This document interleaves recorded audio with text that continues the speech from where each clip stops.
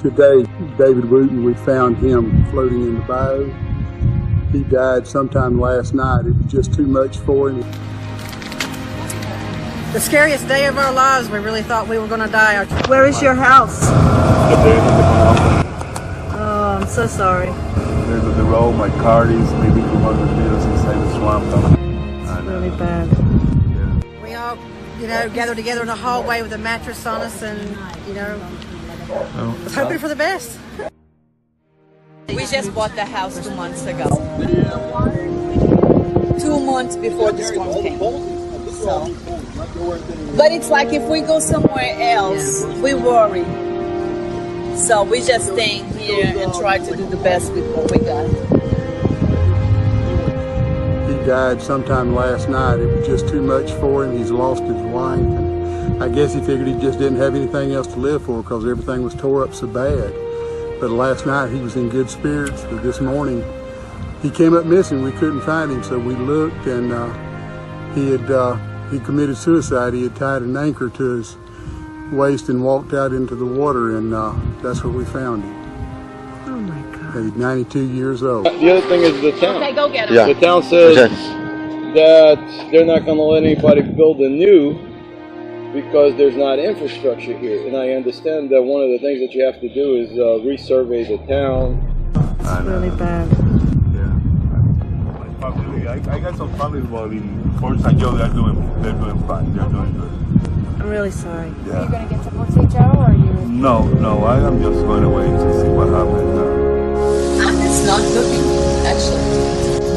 Because I love to cook. Oh, okay. And I cannot even remember the last time I cooked. Besides warming up water in the morning for coffee.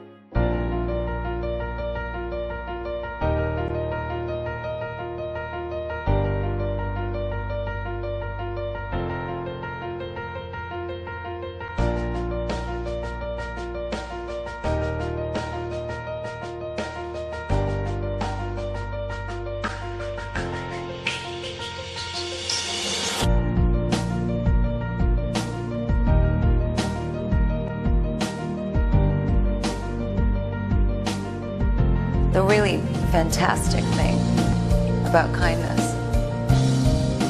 is that it's free and it can't hurt you or anybody else. It is the thing that brings us all together.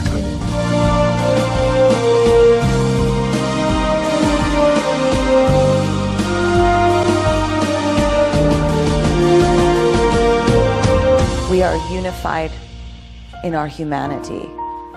And the only thing that we all know, we all appreciate in one another is kindness.